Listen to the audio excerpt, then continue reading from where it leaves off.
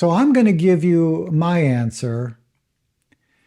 Is the true self permanent or not? Both statements are wrong.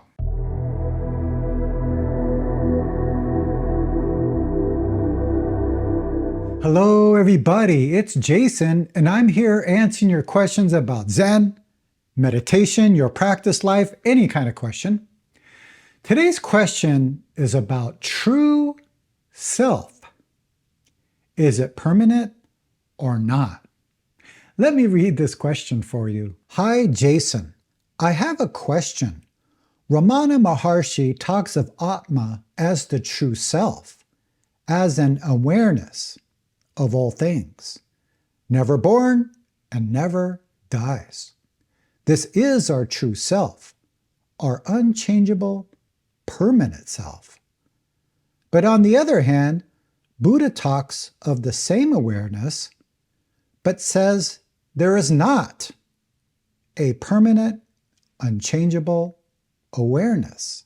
How can there be one person that says our true nature is unchangeable, but another says there is not a permanent, unchangeable self? This is a very interesting question, and it comes up quite often. When you hear this term, true self, you'll hear this in a lot of different spiritual traditions. But this true self and the idea of myself are not the same. So I can think, I'm a father, I'm a musician, I am a teacher. If you take those things away in this moment, then what am I? Another thing I want to point out is I can't verify what the Buddha said or what Ramana Maharshi said, and it really doesn't matter. In the school I teach in, the Quantum School of Zen, before our retreats, we recite the temple rules. And there's one temple rule that states, when listening to the words of a Zen teacher, keep your mind clear. Don't attach to the words. Let go of your thinking and pierce the true meaning of the words. And really, that's the most important. One thing to keep in mind is different people need to hear different things according to their mindset. Often teachers, especially Zen teachers, will use words to hit the student's mind. Another way of saying that is teachers will use words to challenge someone's idea or belief. Because most of us are very attached or clinging to our ideas and beliefs. Once a monk approached Zen Master Joju and asked, "Does a dog have Buddha nature?" So Buddha nature is another way of saying true self. Joju responded, "Moo!" Now, if you translate that, it means no. So a dog does not have Buddha nature. That's very interesting, because when the Buddha was teaching, he said everything has Buddha nature. Now, he didn't use this word, Buddha nature, but we can say everything is already clear and pure. So why did Joju say that to this monk? Perhaps this monk was very attached to this idea of everything has Buddha nature. So asked Joju, does a dog have Buddha nature?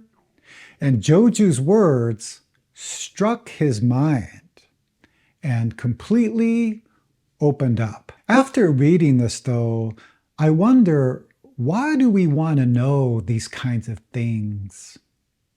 Is this really going to help our lives?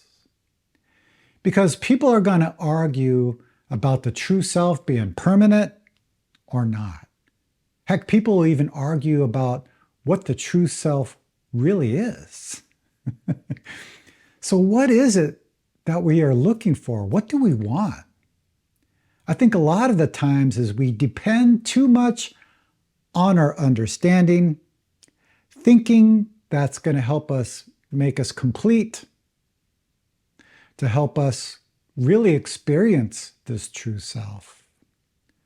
But from my experience and also talking to many others, this kind of thinking only leads to confusion. So when listening to the words of the Zen teacher, keep your mind clear.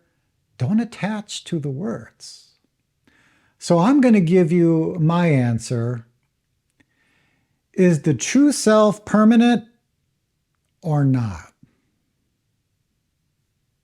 Both statements are wrong. Now, even saying that has a mistake in it, because that means I'm about to say something that is right. Do you see where all of this thinking gets us? It gets us really confused. So I'm going to try to make this as simple as possible. So right now, in this moment, take away permanent and impermanent. Take away true self. Then what is left? Did you hear that bird chirping? Everything is already clear. Our true self has already appeared. So I'm going to leave you with a koan. I sometimes do this in my videos. Earlier I mentioned the Buddha said everything has Buddha nature. But Joju said a dog does not. So which one is correct? Be careful. If you say one is correct, then you are spinning around in the world of delusion. If you say one is not correct, you lose your life.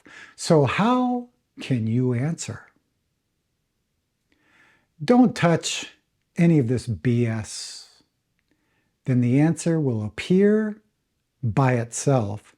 And that is something that can truly help your life. I hope this video was helpful. You can let me know by liking this video, subscribing to my channel, put a comment down below. Also, if you have any questions about Zen, meditation, your practice, life, any kind of question, you can also put that down in the comments or email me, jason@jasonquinnzen.com, and perhaps your question will be in one of my future videos. Okay, everyone, I hope you're all doing well, and I will see you very soon.